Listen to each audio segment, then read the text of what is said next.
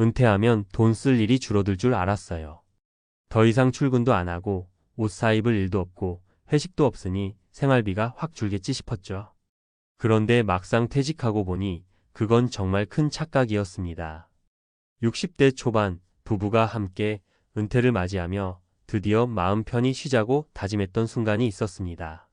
아침마다 알람 없이 일어나는 자유, 여유롭게 산책하고 책 읽는 평온한 일상, 여행도 한두 번은 갈 수 있겠지 싶은 낙관.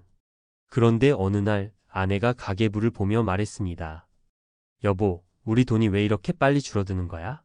그제야 현실을 똑바로 마주하게 된 겁니다. 재산세는 잊을만 하면 한 번씩 통보서가 날아옵니다. 집 한 채 남겨두고 노후는 안정됐다고 생각했는데 이건 말 그대로 보유하고만 있어도 비용이 생기는 구조였죠. 명절이면 고향 내려가 부모님 생신 챙겨야지, 제사도 지내야지, 조카 결혼 소식엔 두둑이 봉투도 챙겨야지 돈 들어갈 일이 줄어들기는커녕 오히려 늘었습니다.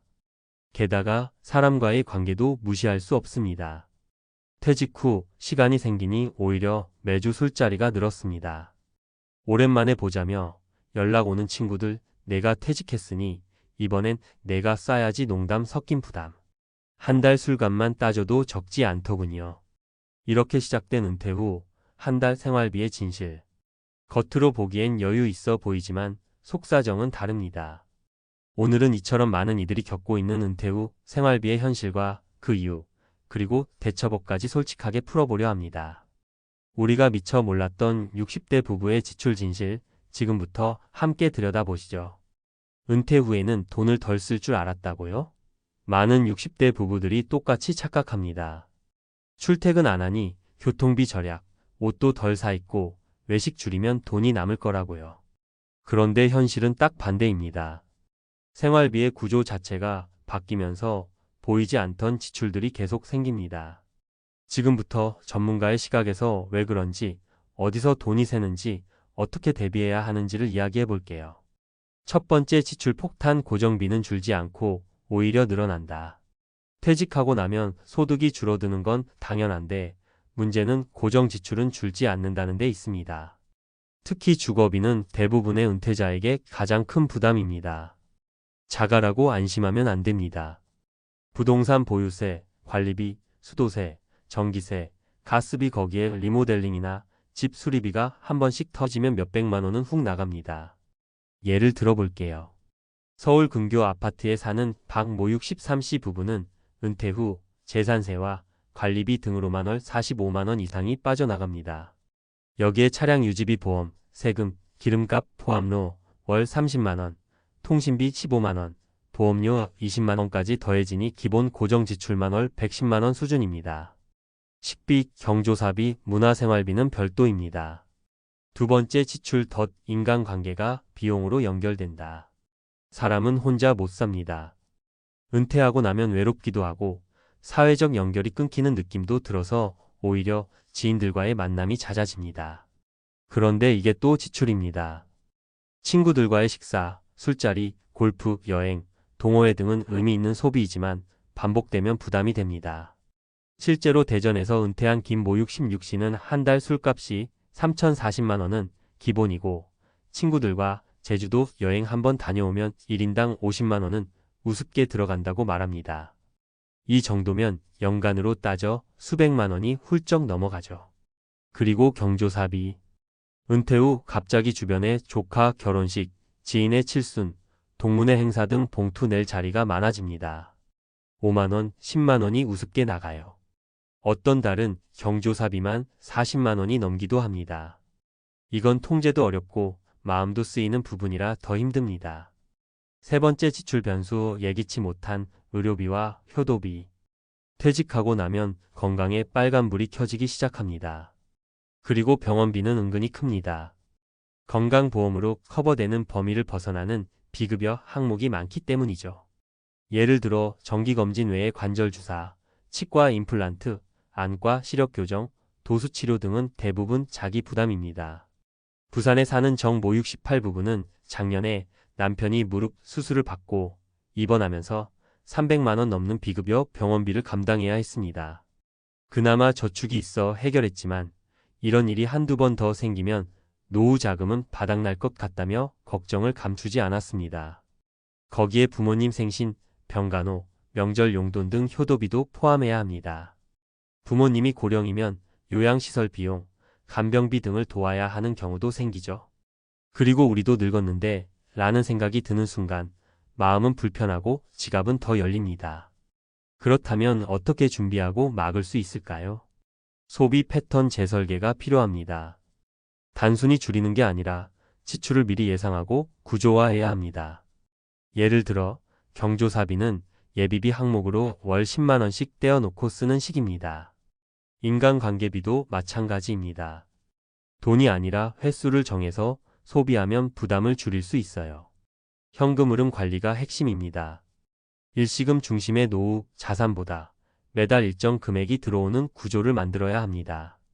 연금이 기본이 되고 가능하다면 월세 수입, 소액 투자, 배당금, 단기 알바 수입 등도 더해보세요.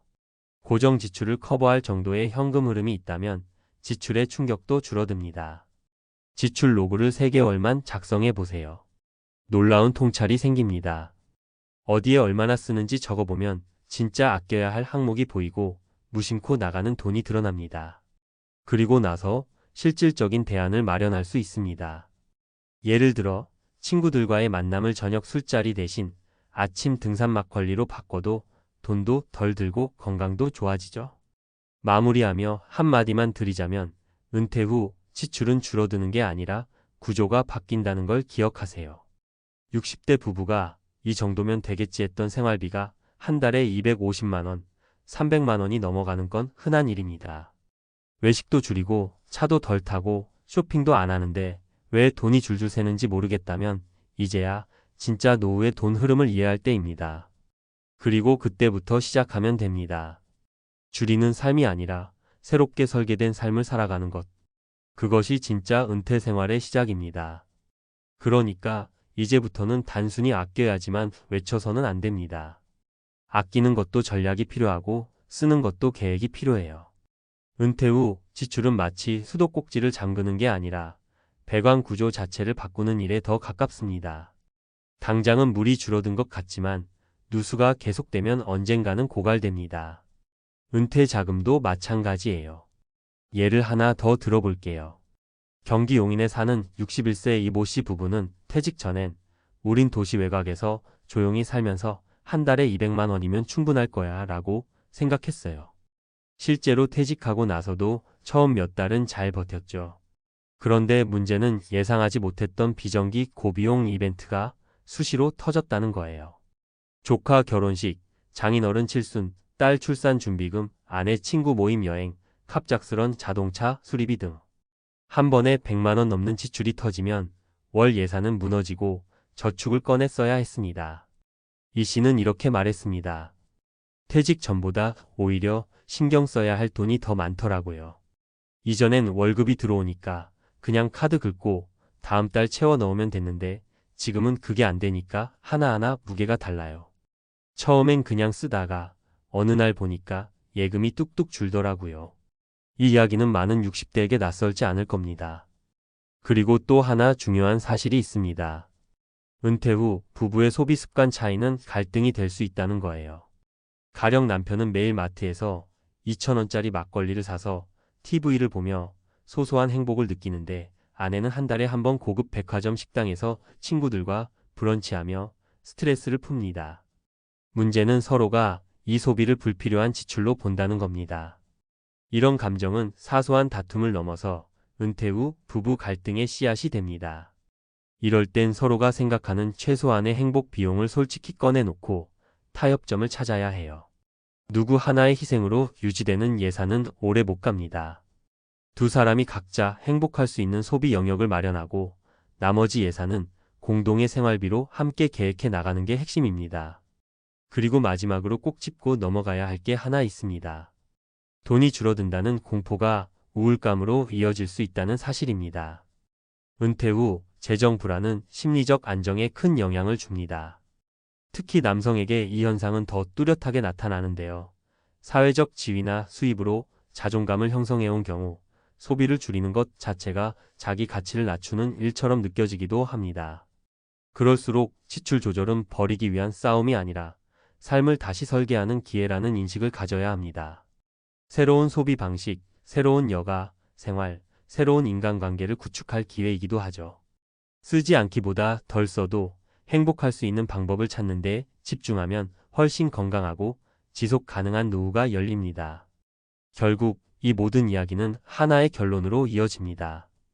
은퇴 후에는 수입보다 지출을 먼저 관리하라는 것. 어떻게 버느냐도 중요하지만 어떻게 쓰느냐가 훨씬 큰 변수입니다. 은퇴 후의 삶은 단순한 소비 축소가 아니라 생활 방식 전환입니다. 불필요한 씀씀이를 줄이고 꼭 필요한 지출은 지혜롭게 계획하고 무엇보다 쓸 때는 기꺼이 쓰는 용기를 갖는 것. 그게 바로 은퇴 후에도 품위 있게 그리고 걱정 없이 살아가는 진짜 비결입니다. 이 글을 읽고 있는 당신도 오늘 하루만큼은 가계부를 펼쳐보세요. 지금 쓰는 이 돈이 나를 행복하게 하는 방향인지 다시 한번 물어보면 답은 분명히 나올 겁니다.